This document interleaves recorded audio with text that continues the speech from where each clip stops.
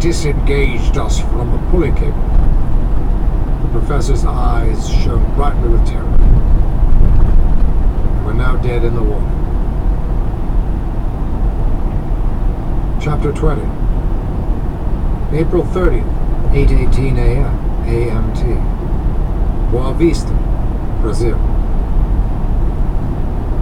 Panicked at the sudden ambush, Jenna huddled behind an overturned table as gunfire ripped apart the cafe. A moment ago, a trio of masked men burst out of the kitchen, rifles at their shoulders.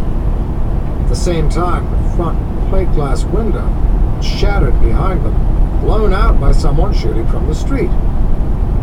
It was only because of Drake's fast reflexes she was still alive. As the first shots rang out, Drake had kicked the chair out from under her, then caught her as she fell and rolled her body under him.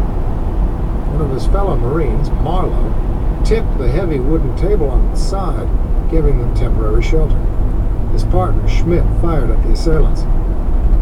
"Painter!" Jenna gasped. The director was still out on the street.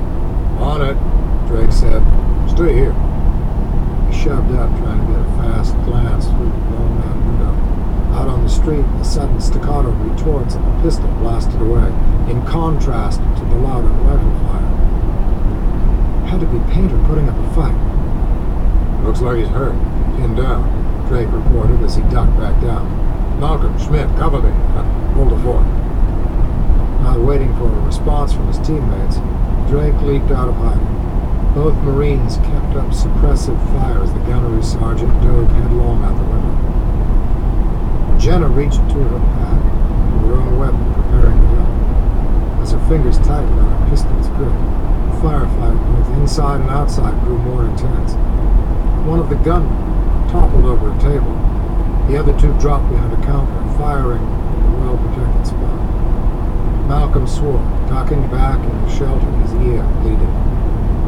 Jenna rose up and took his place, knowing any sign of weakness, any lessening would return fire, risk the enemy gaining the upper hand and overpowering him. She fired her Glock, driving back a gunman who had been starting to rise. She took that fraction of a second to survey the cafe.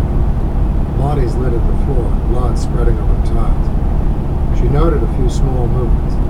Some of the half-dozen patrons and waitstaff were still alive. There was another movement that held her full attention. A mirror behind the counter had been shattered by the first volley of rounds, but in the fractured reflection in the remaining pieces, she saw one of the enemy on his knees reloading his rifle.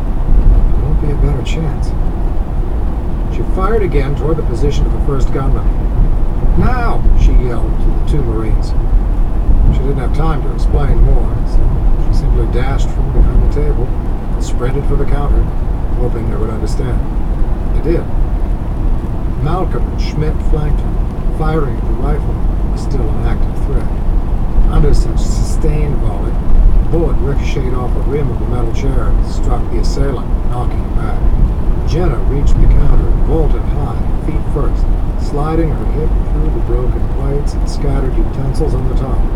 All the while, she kept her gaze fixed on the reflection of the hidden enemy. He had already finished reloading and was rising up to go to his partner's defense.